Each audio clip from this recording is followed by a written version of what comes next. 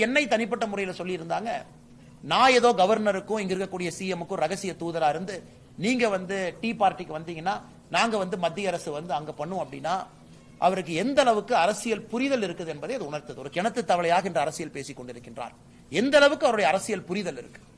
ஒரு ஆளுநர் கொடுக்கக்கூடிய தேநீர் விருந்து என்பது பத்திரிகையாளருக்கும் அதே மரியாதை. நீங்களும் வர்றீங்க டீ பார்ட்டிக்கு, ஏன்னா உங்களையும் ஆளுநர் பாக்குறாங்க. அரசியல் தலைவர்களுக்கும் அதே மரியாதை. அப்படித்தான் ஆளுநருடைய தேநீர் பார்ட்டி இருந்துச்சு. ஆனால் எடப்பாடி பழனிசாமி அண்ணன் அவர்கள் அவருடைய கட்சியின் சார்பாக தேநீர் பார்ட்டிக்கு வந்தவங்ககிட்ட போன் பண்ணி கேட்டு தெரிஞ்சுக்கணும்.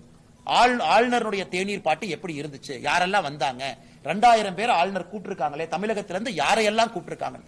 அதை அண்ணன் எடப்பாடி பழனிசாமி அவர்கள் போன் மூலமாக அண்ணன் ஜெயக்குமார் அவருக்கு போன் பண்ணி, அண்ணன் நீங்க ஆளுநர் தேநீர் விருந்துக்கு போனீங்க, யாரையெல்லாம் ஆளுநர் கூப்பிட்டு இருந்தாங்கன்னு ஒரு நிமிஷம் கிளாரிஃபை பண்ணார்னா இந்த தேநீர் பார்ட்டியின் மீது எடப்பாடி பழனிசாமி அவர்களுக்கே மரியாதை வந்திருக்கும்.